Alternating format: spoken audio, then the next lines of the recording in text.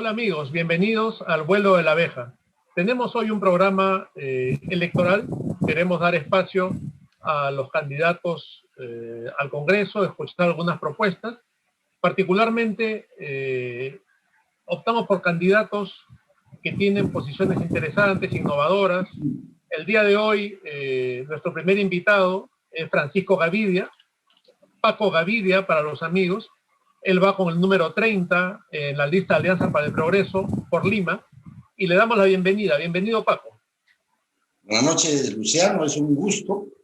Más aún si estamos aperturando esta sección en tus programas, conversar contigo. Te decía hace un momento, respetamos mucho tu trayectoria profesional, intelectual y tus aportes al país. Y ahora, cuando más se requiere que las mentes más preclaras puedan de alguna manera alumbrar el rumbo que hay que tener en una época de tanta confusión, de tanta incertidumbre y de tanto dolor, ¿no? No recuerdo una época ni he revisado una historia tan dura como la que vivimos ahora, Luciano. Muchas gracias por tus palabras, Paco. Sin duda pasamos un momento difícil y es importante que quienes van al Congreso tengan una visión social, una visión de rescate también de la situación en que estamos, propuestas vinculadas a la salud, vinculadas a la educación, a la niñez. Y yo sé que son temas que a ti te preocupan bastante y que siempre, además, has estado vinculado tú al trabajo social, hasta donde yo recuerdo, en muchas oportunidades, también vinculado al tema de las bibliotecas, de la educación, de los niños, por lo que esa trayectoria te avala en este momento. Entre tus propuestas al Congreso, ¿qué propuesta tienes vinculada con el tema de la educación o con el tema de la juventud? Sí, Luciano, gracias por tus palabras también. Somos gestores de políticas sociales y de programas, felizmente muchos de ellos exitosos, y no es una vanagloria excesiva, que queremos no replicar, pero sí llevar como soluciones en el campo de la salud, de la educación y otros al país. Concretamente, en el tema de salud, estamos interesados en replicar un buen modelo público-privado que se instaló en Lima con éxito y en muchos lugares del Perú, que es el modelo de los hospitales móviles. Este modelo, Luciano, como tú también debes conocerlo, y muchísimas personas tuvieron beneficios de usar el modelo de hospitales móviles que implementó la Municipalidad de Lima, es necesario en esta época, porque si los hospitales convencionales han visto rebasadas sus capacidades, necesitamos sistemas flexibles, modulares, que se expandan rápidamente, se desplacen rápidamente a donde hay demandas urgentes de salud y se establezcan allí donde la población tiene urgencias. Estos hospitales, recordemos que dieron 80 millones de atenciones, sin colas, con tarifas sociales, accesibles para los sectores menos pudientes de la comunidad y también los sectores medios que no encontraron en los seguros públicos la atención que requerían. Entonces, hospitales móviles como una experiencia que vale la pena replicar, y yo no sé por qué desde el centro de la autoridad de salud en el país no buscan estos modelos que ya han sido probados. Hospitales móviles es de baja inversión, Luciano, de muy baja inversión, de rápida implementación. Un hospital convencional te toma 3 o 4 años construirlo. Estos hospitales que se instalan en espacios públicos, ¿no es cierto?, se instalan en 2 meses, Luciano. Ahora, Paco, uno de los grandes problemas es el costo de las medicinas, ¿no? Más aún en este momento de crisis, en este momento en que la economía también está tan golpeada, habría que legislar en favor de los sectores menos favorecidos, viendo la manera de facilitarles el acceso a una medicina barata, económica. Al respecto, he visto que hay algo en tus propuestas. Sí, desde el inicio de esta crisis, en marzo, estuvimos abocados a entender el problema y buscar soluciones. Uno de los problemas que no es nuevo en el país es el acceso de la población a los medicamentos. Curiosamente, en el Perú, contra todo sentido común y contra toda buena política pública de medicamentos, los medicamentos genéricos no son de atención y de prioridad para el Estado ni para las farmacias privadas que venden los medicamentos. Los medicamentos genéricos, imagínate, esta citromicina cuesta como uno. El mismo medicamento en marca cuesta como 15 o 20 veces más cuesta el medicamento de marca que el medicamento genérico. Y así por el estilo. De manera que tenemos que hacer que el Estado recupere, restablezca su papel de trabajar por la vida de la gente. El mercado de medicamentos, desgraciadamente, está muy concentrado. Una sola empresa controla el 85% de la distribución de los medicamentos en las farmacias, y esto realmente es peligroso también, es una amenaza para la propia salud pública. Ahora, hubo ya algún intento de legislar sobre el tema de los medicamentos genéricos, pero ahí también está este problema de esta suerte de monopolio que hay en el tema de las farmacias, ¿no? Y a veces incluso una concertación en los precios. Ahí sería muy importante la labor de un legislador comprometido con la salud de la población para que pueda trabajar en ese sentido. Sí, pues los medicamentos son mercancías donde puede haber negocios y hay utilidades, y eso es razonable, pero también son bienes sociales, esenciales. O sea, el medicamento es un asunto de vida o muerte, literalmente es un asunto de vida o muerte, y hay gente que se muere porque no tiene medicamentos. O los seguros, hablo de las farmacias públicas de salud, MINSA, no tienen los medicamentos necesarios porque son farmacias desabastecidas en un 70%. Pese, Luciano, a que hay presupuesto. Hay compra del Estado de medicamentos al año de 2.000 millones de soles, pero esas farmacias están desabastecidas. Ahí hay situaciones de ineficiencia en la gestión y de corrupción, hay que decirlo claramente. Esas farmacias públicas deberían proveer los medicamentos que la gente necesita. Entonces la gente con su receta, ¿no?, después de haber hecho colas y colas para tener una consulta, hablo de las consultas externas, va a la farmacia pública, no tiene el medicamento, va a la farmacia privada y ahí encuentra los medicamentos de marca realmente inaccesibles. Ese es el circuito del dolor, de la salud y la falta de medicamentos en el Perú. Tiene que haber cambios ahí. Hubieron, como tú dices, intentos de restablecer este tema a una posición razonable, que en otros países de América Latina se ha dado, pero han pasado 20 años, imagínate, 20 años de esos intentos. En el Congreso de una norma y esta se postergaba, en fin. Únicamente las farmacias privadas están obligadas de proveer 30 tipos de medicamentos. Y el petitorio nacional de medicamentos principales, esenciales, son 900 medicamentos. O sea, tú estás hablando de menos del 5% de medicamentos que son obligatorios de su venta, de su provisión en la farmacia privada. Y un dato más, en el mundo, el 90% de todos los medicamentos conocidos ya se fabrican como genéricos. O sea, el 90%. Y en Estados Unidos, nos decía la información, que las recetas, mira, pese a que hay seguros, que las recetas se atienden en un 80% de medicamentos genéricos. Es algo realmente increíble. Y acá ocurre en nuestro Perú porque tenemos autoridades pusilánimes que no cumplen con su tarea esencial, que es defender la vida de las personas en general, y porque también nuestros ciudadanos no se ponen de pie y reclaman enérgicamente una situación como esta. Esto no es estatismo, esto no es colectivismo, esto es hacer que la gente cure su enfermedad y salve su vida, ¿no? Que lo tienen todos los países. Claro, que es un derecho fundamental, el derecho a la salud, ¿no?, que tiene la gente y que el Estado debe proteger. Ahora, hay otro tema, yo recuerdo en tu trayectoria vasta como funcionario, en un momento hiciste una gran colecta de libros y se establecieron muchas bibliotecas gracias a tu gestión, pero ahora hay un tema que va más allá del libro, que es el tema de la educación digital, ¿no? Hemos visto cómo ahora en la pandemia hubo un serio problema con las famosas tablets, e incluso hay muchas partes del país donde si llegan las tablets no hay internet, es decir, va a ser muy complicado, o hay un internet muy caro, muy costoso, o no hay fibra óptica, o no hay internet satelital. ¿Se puede legislar algo sobre esto? ¿Tienes una idea sobre cómo mejorar las condiciones del acceso universal al Internet? Bueno, Luciano, tú que eres un especialista, un gestor de las políticas educativas y culturales, estás muy bien informado de que ahora hablar de educación es hablar de educación digital.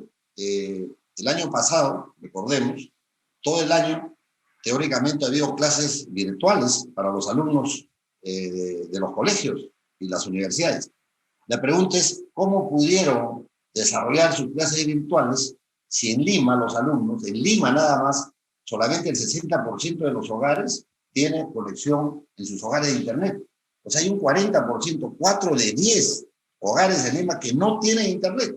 En consecuencia, podemos advertir rápidamente, y hemos conversado con gente que vive allá en los asentamientos humanos, que ha sido un año perdido, ¿no? Entonces, ahí tiene que haber, tú lo has dicho, una política rápida, ¿no? Esto no requiere más que decisiones.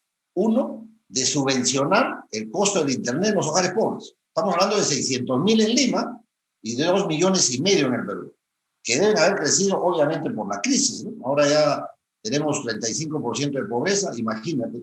Entonces tiene que haber una subvención inmediata. Si ha habido dinero para la gran reactivación económica, ¿no es cierto? 60.000 millones de soles el año pasado, ¿no es cierto? Mucho de ese dinero lo tomaron las grandes empresas. Habría que ver qué gasto hicieron en la reactivación. ¿Por qué no reactivar la educación? Esa es una inversión neta, evitar de que la gente deje de estudiar, como ocurrió el año que ha pasado, y probablemente ocurre este año. La ineficiencia del gobierno anterior, que desgraciadamente carga este gobierno todavía, es pasmosa, es terrible.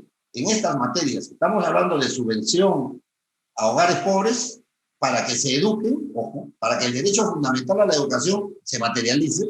Y en segundo lugar, la tarifa plana, que como tú dices, también es posible poner en marcha. Chile tiene tarifas planas, ¿no es cierto? Y no tenemos acá porque yo me imagino que no hay la decisión del presidente de indicar a su ministro negociar con las operadoras de Internet y decirle, bueno, vamos a hablar esto, tenemos necesidad de hacer esto, de establecer una tarifa muy económica, obviamente para hogares de ciertas características y zonas de ciertas características, y hablemos de la sierra claramente, donde el problema sí es más complicado. En el campo, en el área rural, sí la cosa es compleja y tiene que haber Internet satelital. Pero en fin, esa es la tarea que tiene que hacer el gobierno, los gobiernos, quien fuera, y resolver el problema, ¿no? Entonces ahí tenemos esa propuesta ya de preocuparnos para que los hogares accedan a Internet y como tú dices, que estos planes de la fibra óptica, los planes de expansión a 6 años, así estaban planteados algunos, o a 10 años, se corten a 2 años, porque esta pandemia se proyecta a un mediano plazo, ¿no? Es muy incierto lo que puede ocurrir en 2022, 2023, realmente, así como vamos con las vacunas, y entonces no hay claridad sobre esto, hay que estar preparados para un ciclo relativamente largo de crisis pandémica. La OMS decía, quizá se ha abierto un ciclo de crisis y hay que arreglar nuestra manera de vivir, nuestra forma de vida a esta nueva realidad. El tema del Internet es una emergencia, es una urgencia en el país. Paco, estaba pensando también en que siempre te has caracterizado por un aspecto muy humano, ¿no? Y estás hablando de la salud, de la educación.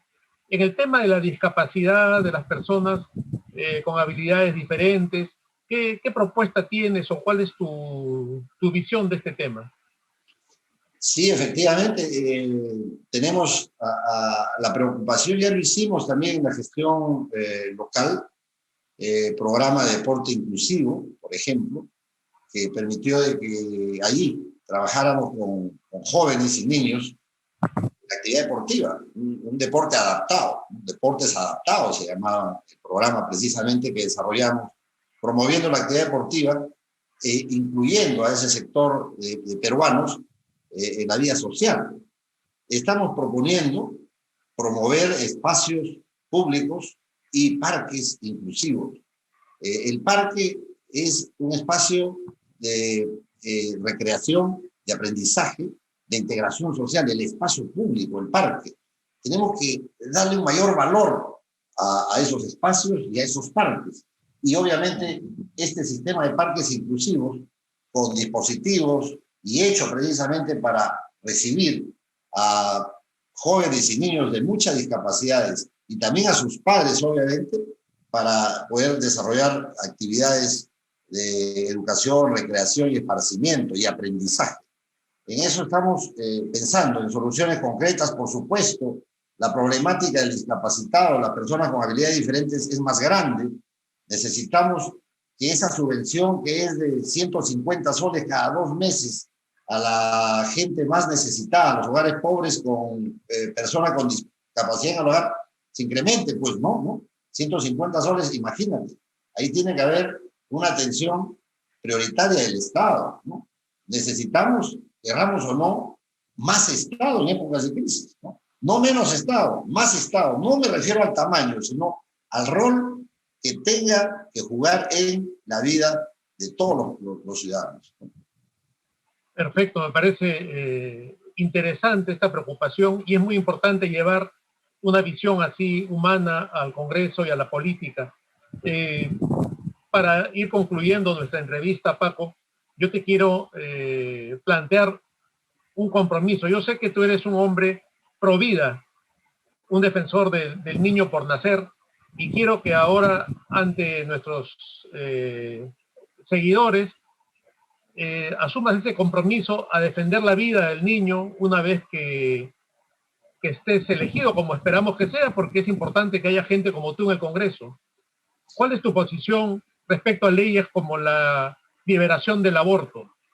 Lo he dicho de manera muy clara. Yo no estoy de acuerdo, respetando otras posiciones, pero no estoy de acuerdo con una política liberal en materia de la vida y del aborto, ¿no? Hay razones suficientes, ¿no? Filosóficas, de principios, pero la vida allí donde se gesta, ¿no? Tiene que ser respetada en todos sus sentidos, ¿no? La vida allí donde se gesta la vida humana, ¿no es cierto?, tiene que ser valorada, respetada en todos sus sentidos, en el más amplio sentido, ¿no? Y la vida empieza desde la concepción, ¿sí? De manera que ese compromiso existe de mi parte, por supuesto, y tendremos que seguir encarando también esos desafíos que tiene el país, ¿no? En estas materias tan sensibles, de qué manera también encontramos tolerancia sin renunciar a los principios y encontrar unidad a pesar de las diferencias, ¿no? Ese es un desafío, claro, pero que es necesario para tener un país unido. Y seguramente algunos temas y algunas definiciones de política habría que hacerlas en su momento, ¿no? Hoy lo que necesitamos es frenar la pandemia, el dolor y la muerte. Ahí hemos hecho algunas propuestas también en relación a este tema, Luciano, pero tenemos un gobierno, pese a que no estamos en la onda de hacer cargamontón sobre el gobierno, tenemos autoridades que no escuchan. No solamente son ciegas porque no ven la característica de esta crisis, no la vieron nunca desde marzo o febrero del año pasado, no vieron la magnitud de este problema, por lo tanto su tratamiento fue muy poco sustantivo, digo. Entonces, ahí hemos planteado temas respecto al oxígeno, y el tema es gravísimo ahora, ¿no? Las Fuerzas Armadas deben comprometerse a planificar, a distribuir y a controlar el tema del oxígeno. Mire, se ha dejado a que las cosas se den como se den, que el mercado lo resuelva todo, a ver quién produce oxígeno y quién lo vende a su manera, ¿no es cierto? Y no, necesitamos que las Fuerzas Armadas puedan volcar su capacidad logística y planeamiento a este tema, a los 40 o 50 puntos de producción de oxígeno, alinearlos. O sea, alinearlos en el sentido, o sea, no ponerlo bajo control, sino alinear. Alinear significa conocer la producción de cada uno y de alguna manera facilitar la distribución de ese recurso apreciado en el país. Y eso significa también participar de manera directa en la parte logística. No se ha hecho nada de ello. Hay por lo menos 100 toneladas diarias de falta de oxígeno. Entonces la gente está muriendo por falta de oxígeno. Es el primer país en el mundo con los niveles de muertos por falta de oxígeno. Y se ha hecho poco. Recién ayer se anuncia la importación de oxígeno. Ayer. Este problema lo tenemos desde junio, cuando ya murieron gente por falta de oxígeno. ¿Qué se hizo estos meses? No se instalaron las plantas, no se dispuso un plan que permitiera atender el oxígeno en 500, en 800, 6.000 toneladas diarias si era necesario. ¿No es cierto? Pero desgraciadamente eso no se ha hecho. La tarea ha sido muy mediocre, muy mal hecha, y esperamos que esto cambie, ¿no? Eso es. Disculpa, me estoy extendiendo. No, mira, Paco, esto empezó en el año pasado, en marzo, ya va a ser casi un año, y pareciera que no hemos aprendido nada, y estamos volviendo a ver la misma película de terror, como digo siempre, ¿no? Otra vez está empezando igual, y lamentablemente esta película cuesta muchas vidas de peruanos por la improvisación y por la falta de previsión. Paco, yo te agradezco mucho tu presencia, te deseo la mejor de las suertes en esta contienda electoral. Espero que quienes voten por el partido que representas pongan la mirada en tus propuestas y en tu capacidad y en tu honestidad reconocida siempre y en tu disposición para servir al prójimo, que también quienes te conocemos tantos años sabemos que eso es así. Te deseo lo mejor, Paco, y te agradezco mucho por haber estado hoy en nuestro programa. Nosotros nos vamos a una pausa y volvemos en el vuelo de la abeja. Muchas gracias. Gracias.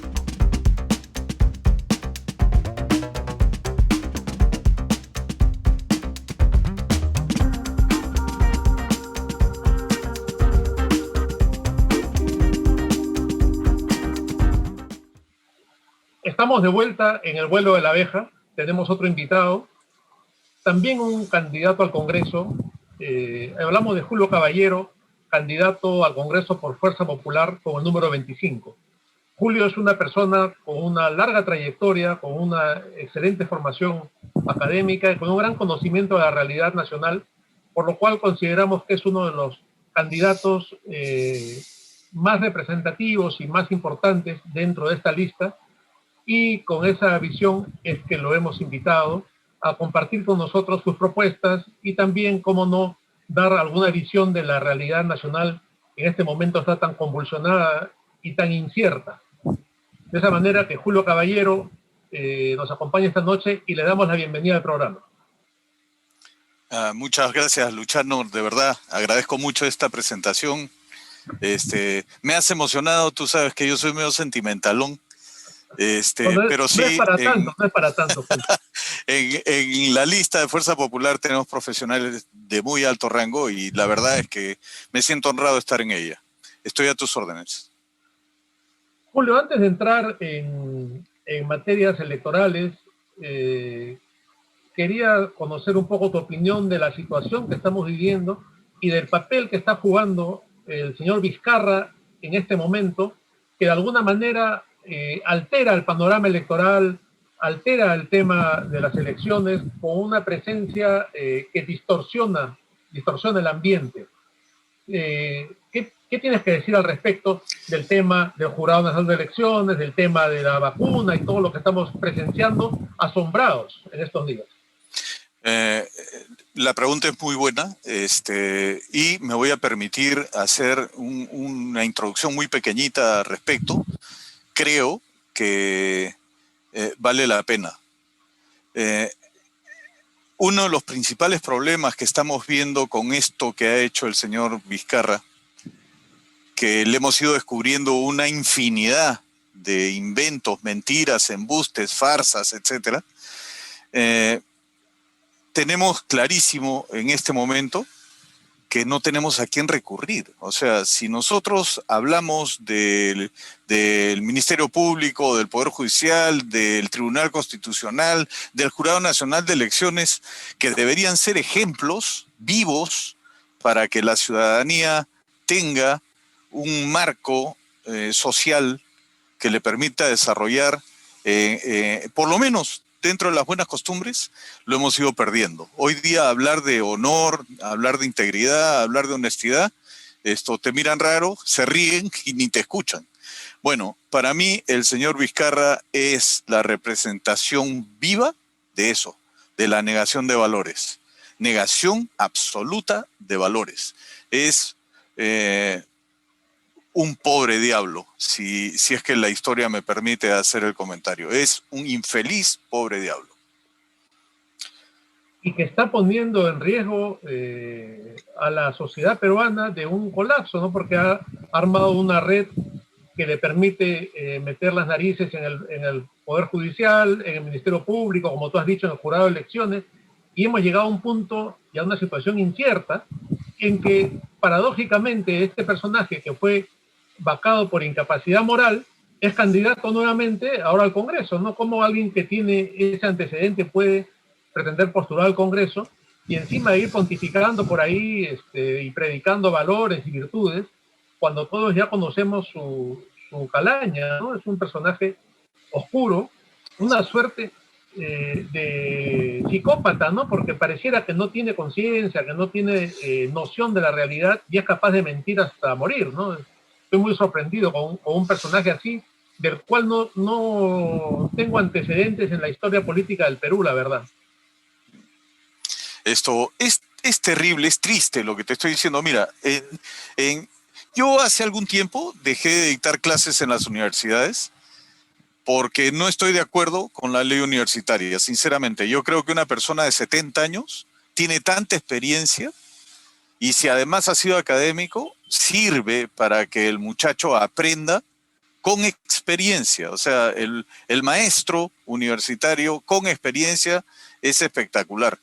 Entonces, yo decidí no participar de este borrón de conocimiento académico y de experiencia de vida. Me fui de las universidades y hoy día, después de 15 días de estar metido más o menos con fuerza en esta campaña electoral, he tenido la suerte de haber sido convocado por grupos universitarios de mucho valor, de universidades prestigiosas, la Universidad del Pacífico, la Científica del Sur.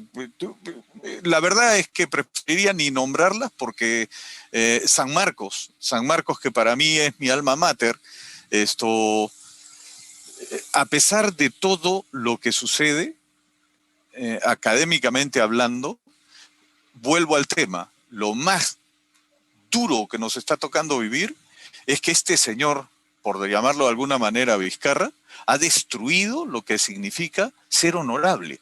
Lo ha destruido. Me lo han preguntado estos muchachos que pueden estar pues entre los 19 y 24 años, me lo han preguntado 20 veces en cada exposición. ¿Qué significa para mí el que el gobierno de turno no tenga ni siquiera la intención de respetar la Constitución que tenemos? Si lo estamos viendo, el tema de la negación fáctica que el Tribunal Constitucional lo valida, tú, por favor, eres un jurista, es una negación absoluta del derecho positivo. Y Vizcarra ha ido destrozando cada vez que ha podido al ciudadano peruano y la gente metida en el Congreso, tanto los ignorantes de todos los partidos, porque todos los partidos hemos puesto ignorantes adentro del Congreso, más la izquierda saboteadora radical, que la tenemos y que ellos saben muy bien cuál es su papel, han destruido eso, el pacto social, lo han destruido. Hoy día nadie cree en nadie, nadie cree en nadie.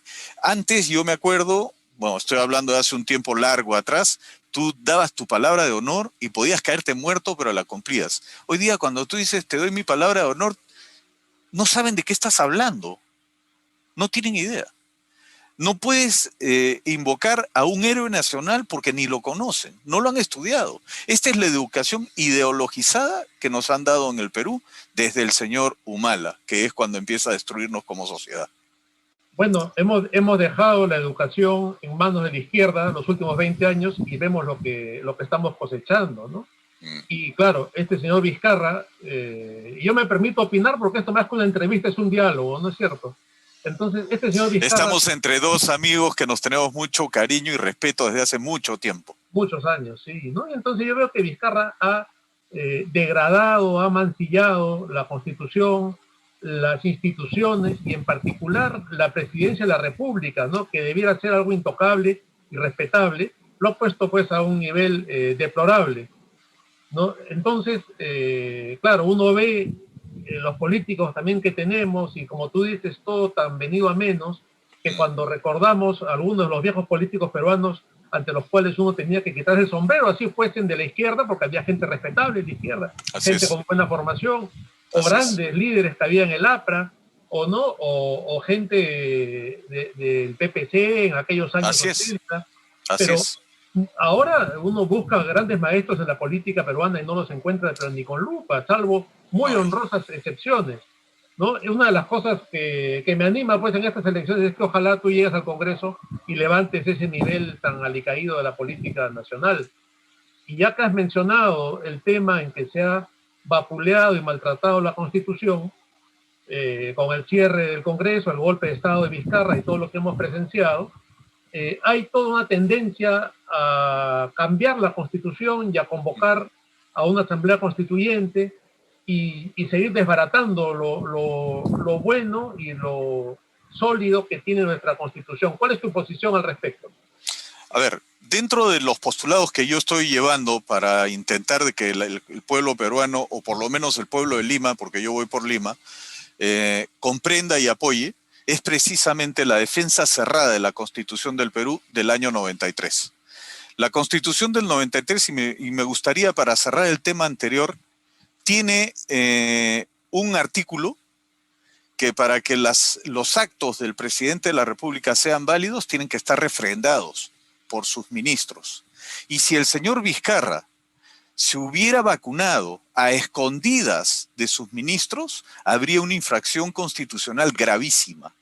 De manera que hoy día yo no puedo aceptar que nos vengan a decir que los ministros de Vizcarra no sabían que se estaba vacunando, o que se había vacunado, o que se iba a vacunar, o que lo iba a hacer de manera graciosa para aportar su valentía. Eso no es así. El presidente de la República, desde que asume el cargo, lo que hace es representar a una nación. No puede exponerse a ninguna posibilidad de riesgo porque está exponiendo a una nación. Eso el señor Vizcarra lo ha ocultado, como muchas otras cosas que ha ocultado. En fin, entrando al tema, la Constitución del 93 peruana es una de las constituciones hoy día más estudiadas en el mundo, porque es una de las mejores que existen en cuanto a todos los temas que abarca una constitución. La Constitución es un pacto social. Es un pacto social que lo que pretende es que el ciudadano viva mejor.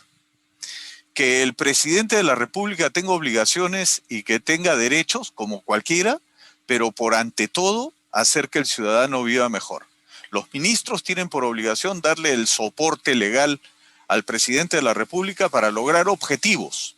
Esos objetivos podrían haber sido ofrecidos en campaña, como también podrían ser producto de una coyuntura, por ejemplo, la que estamos hoy día. Solo por dar un ejemplo, el presidente Fujimori, cuando tuvimos el cólera en el Perú, en 6 meses lo tuvo controlado.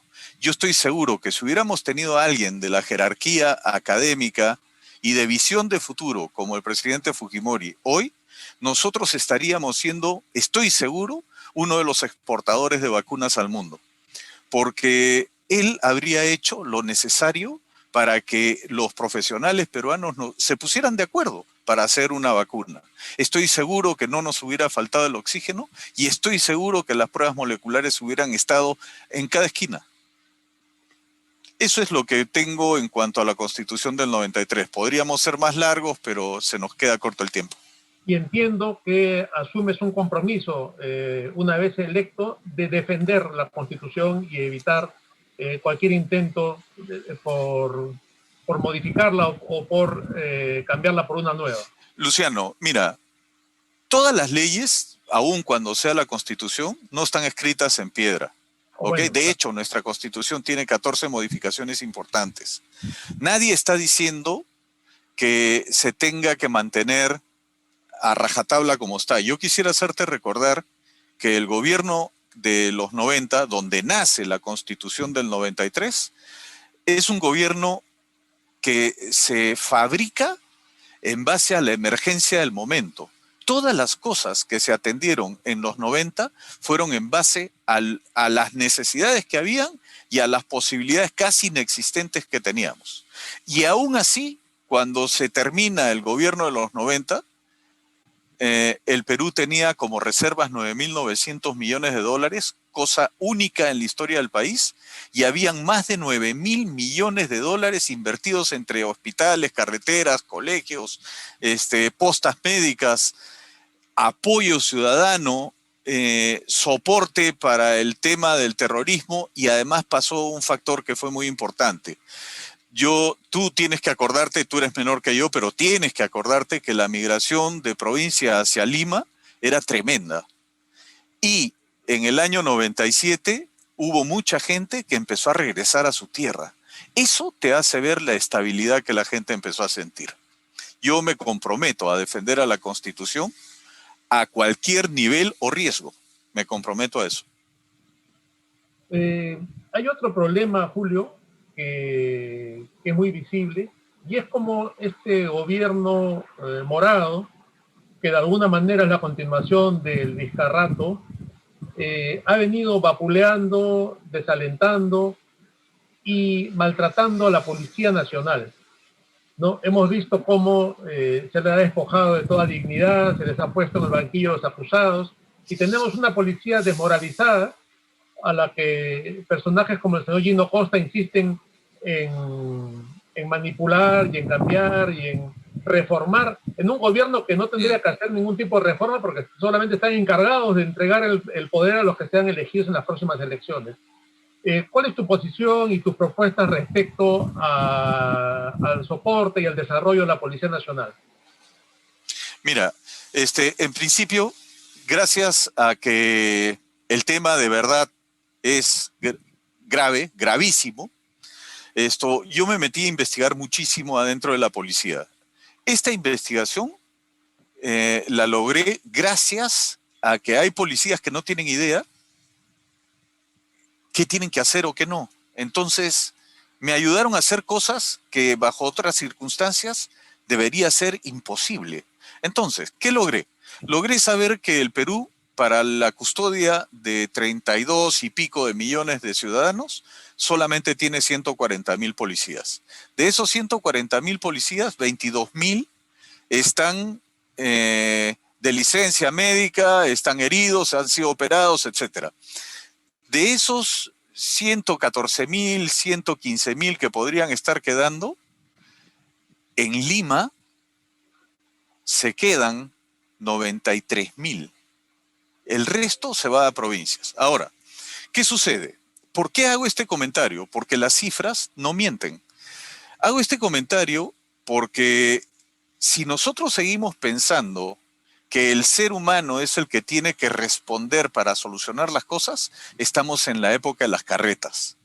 En el tema de la policía y la seguridad ciudadana, todos los alcaldes de Lima, por lo menos, se han vuelto locos demostrándonos que son muy eficientes poniendo cámaras por todas partes, y a la hora de los loros hemos descubierto que las cámaras o no funcionan o solo son adorno. Nosotros lo que deberíamos estar apuntando es a un gobierno digital, no a lo que tenemos. Hoy día tenemos a un equipo financiado por el Banco Interamericano de Desarrollo que creen que están desarrollando un gobierno digital, pero en realidad lo que están haciendo es un ordenamiento electrónico.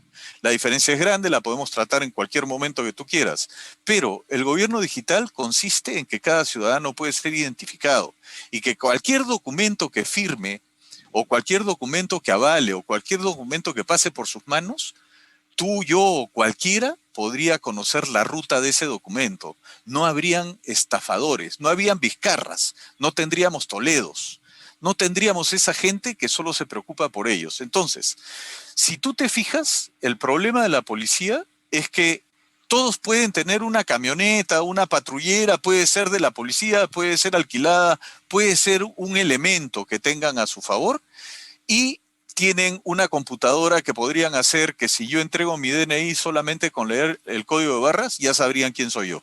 Lamentablemente eso no funciona así porque RENIEC es un feudo de alguien. Y ese feudo, mientras la policía no le pague los derechos para transferir la información, la policía no cuenta con esa información. Entonces, lo primero que tenemos que hacer es tecnificar al policía. 3 meses de entrenamiento no lo hacen un policía. Y 3 meses de entrenamiento pueden significar que a la hora de los loros o los maten o que él termine matando a una persona y que después vaya preso. Lo hemos visto en Piura. Ha sucedido, un policía que mató a un maleante terminó siendo condenado a 20 años de prisión. Es de locos lo que nos está pasando. Entonces, si no tecnificamos, no tenemos forma. Y para tecnificar tenemos que hacer que el policía, el que entra a ser policía, tenga un mínimo de educación. Mínimo. Y que no pase lo que está pasando hoy día, que en muchas familias donde hay mucha delincuencia, uno es policía. Ese policía puede significar la diferencia entre solucionar el problema o mantenerlo. ¿Me entiendes en lo que estoy diciendo, no? Clarísimo, clarísimo. Ya has hablado de la importancia de que el policía tenga una buena y sólida base en la educación. Ahora la educación nacional está en una crisis tremenda. Ya hablábamos antes que hace 20 años que viene esta crisis. Hemos visto en el gobierno de Vizcarra el tema de la ideología de género en los textos escolares, incluso estos links pornográficos, ¿no?, que llevaban a páginas cubanas donde había información totalmente inconveniente para las edades de los niños. Así es. Y que nadie tiene derecho a darle eso a los niños, ¿no?, desde la educación. ¿Cuál es tu posición sobre el tema educativo? ¿Cómo impulsarlo? ¿Cómo mejorar la condición de la educación en el Perú? Mira, Luciano, si nosotros estamos conversando en este momento de estos temas, es porque nosotros hemos sido educados para poder conversar de estos temas.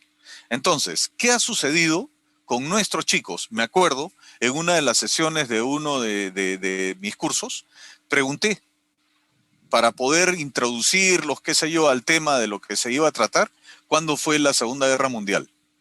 Y todos pusieron cara de terror. Y uno de ellos se animó a decir hace mucho tiempo. Entonces dije, o sea que si pregunto cuándo fue la Primera Guerra Mundial, otro alguien me dijo hace más tiempo todavía. Entonces, tenemos una currícula educativa en principio totalmente obsoleta, por un lado, y por otro lado totalmente ideologizada. Entonces, cuando se ha hecho una mezcla entre lo obsoleto y lo ideologizado, ¿el resultado cuál ha sido? Alumnos pésimamente educados, que además no pueden ser ayudados por sus padres, porque ese tipo de educación sus padres no la conocen. Eso es por un lado. Y por otro lado, el otro problema álgido que hay es que no hay una consecuencia educativa académica. Volvemos al punto inicial.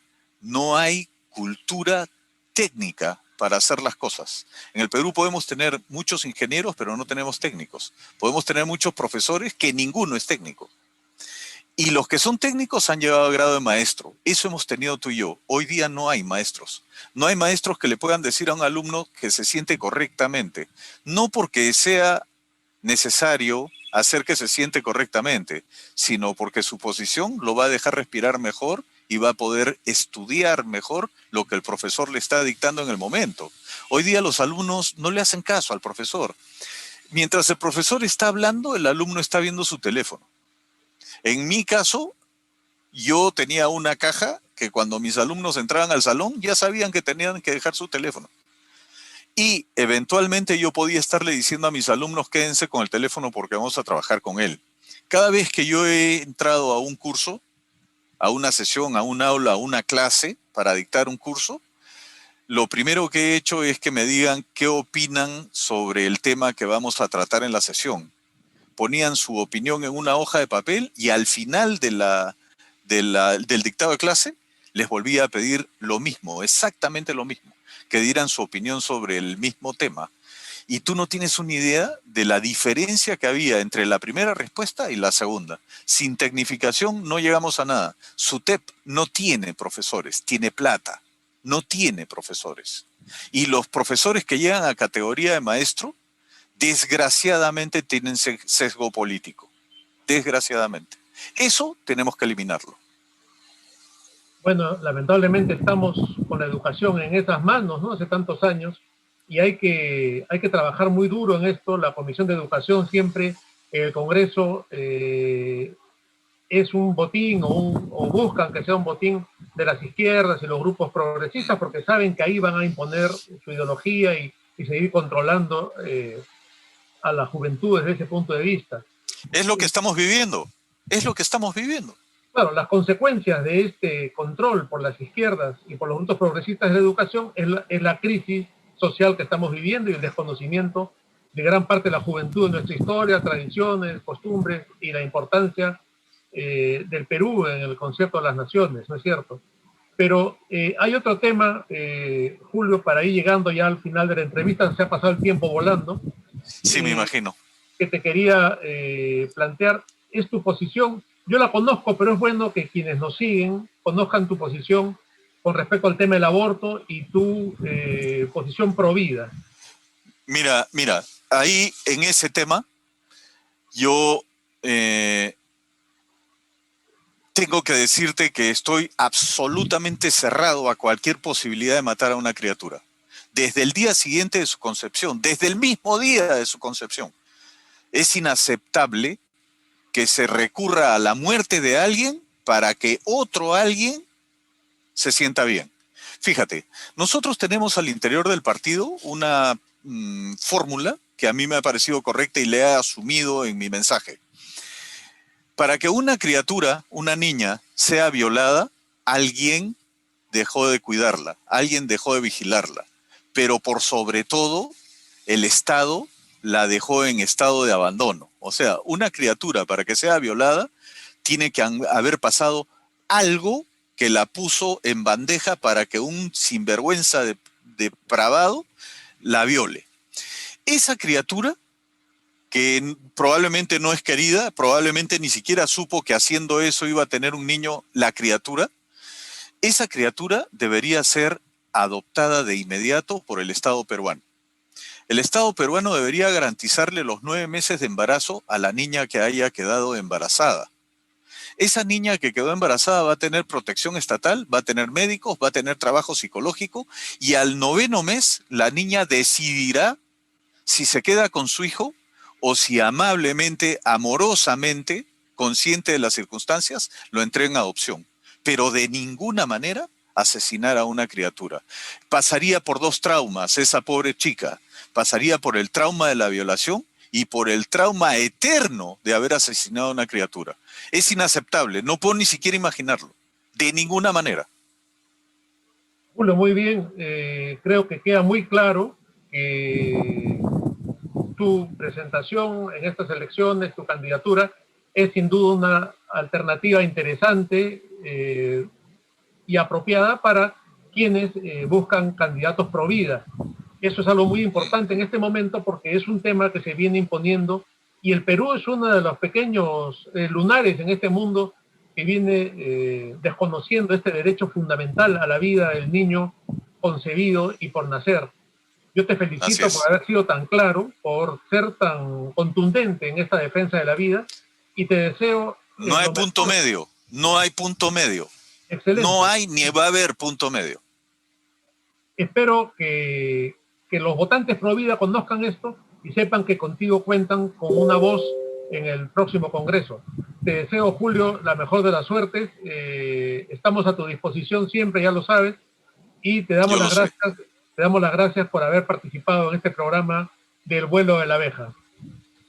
Yo estoy muy agradecido de ti, Luciano, de La Abeja. Es un medio que yo difundo muchísimo, a quien le tengo mucha fe, porque rescata valores.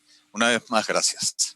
Gracias a ti, Julio. Y de esta manera, amigos, hemos llegado al fin de nuestro programa. Los invitamos a seguir nuestras redes sociales y también a La Abeja en su página oficial que es laabeja.p. Muchas gracias y nos vemos en un próximo programa.